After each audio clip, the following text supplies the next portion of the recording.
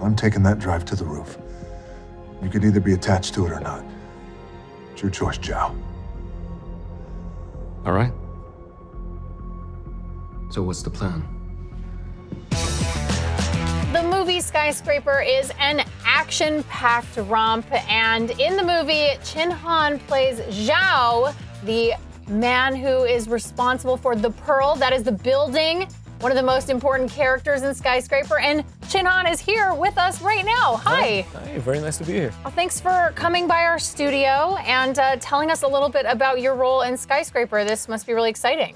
It is. I play Zhao, who is the designer of the Pearl and also the owner of the building.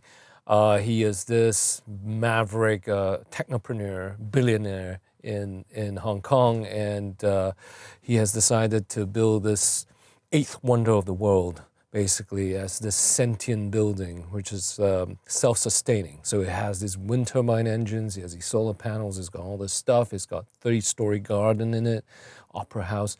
So, you know, I mean, it is a thing unto itself and pretty monumental. It's the biggest smart home that anyone's ever made. Yeah. I like it. So you mentioned a kind of maverick tech entrepreneur. That sounds so unfamiliar in Silicon Valley. We don't have a lot of those now. We have so many of those. What kind of research did you do for the role? Well, I watched Iron Man a million times, you know. No, I'm kidding. Channeling your inner Tony Stark. No, I'm only being half facetious because, I mean, it's the same person that we did research on, because I heard Downey Jr. had done research for the role, you know, based on Elon Musk. And so, I mean, Elon Musk being the most current and I think such a colorful character as well. Very colorful, yes. I got to reading his biography first, and then, you know, for history, you know, I went further back. You know, I went to Tesla, I went to Edison, and you know, to get a sense of what drove these people. Even Steve Jobs as well, obviously. Sure. But what drove these people, and what were the, you know, what were their motivations for all the innovations that they had created?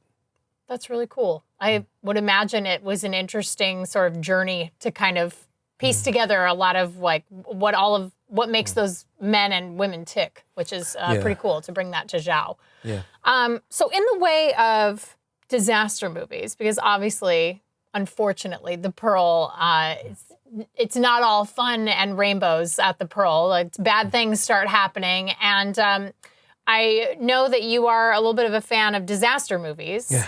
And so when you're able to do this movie, one, how did you feel when you got the role to do it? And then two, what are some of your favorite disaster movies that you've been influenced by? Well, it's so great, though, because Ross and Marshall Thurber, you know, I think we kind of, not to age ourselves, but we grew up in the same era, right, of the 70s and 80s.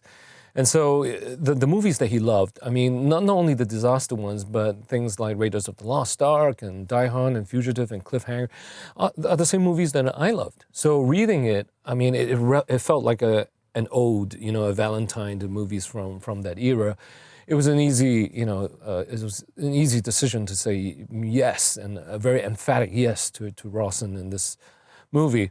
Now, the movies that I love from that time, I mean, obviously, Towering Inferno, you know, being such a seminal piece of work.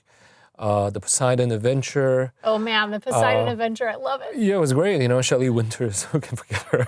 It's amazing. And then there were some lesser known ones, the Irwin Allen ones, like The Swarm or Earthquake or Meteor, you know, with Sean Connery.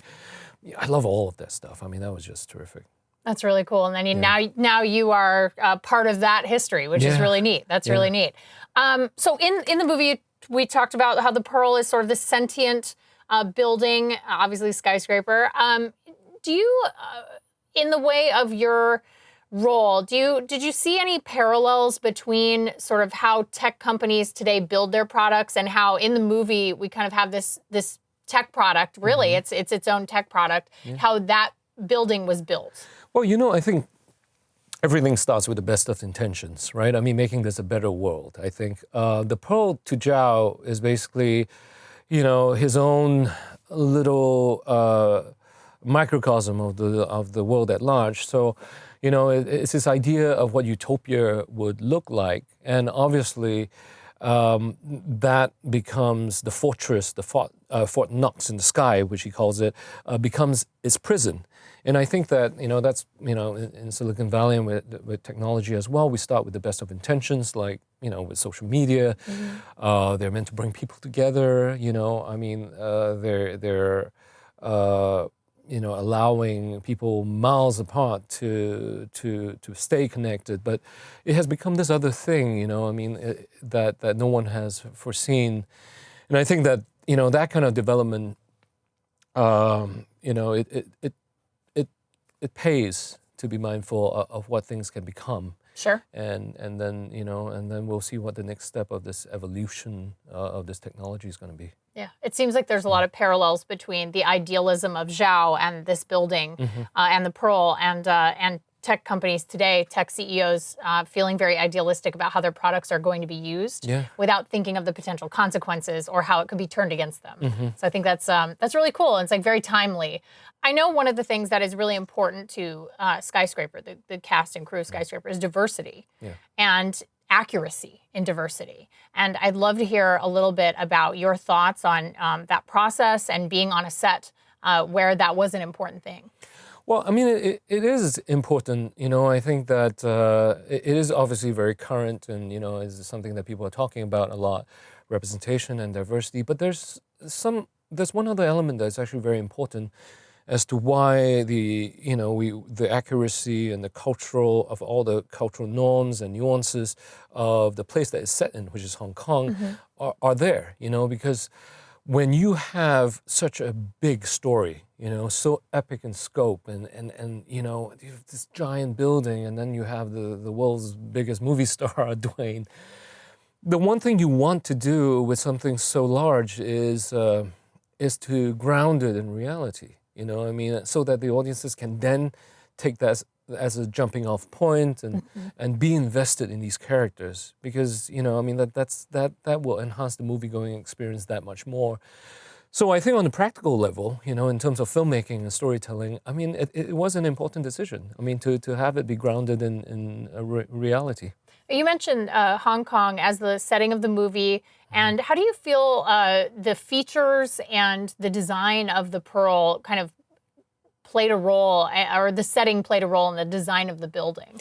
Very much so. I think that, Hong Kong is such an interesting and uniquely landscaped place. It's kind of dense, it's small, it's hilly, and there's water all around it. And so in the design of the Pearl, basically, they're building a city upwards, vertically, instead of horizontally because they don't have the space. So they're building the city vertically. But not only that, Rawson had done his research and together with the production designer, Jim Bissell, they used a Chinese fable about the dragon and the pearl. And so it's about a boy in a fishing village jumping into the water, finding a pearl, transforming into a dragon, and then protecting his village, basically. Oh, wow.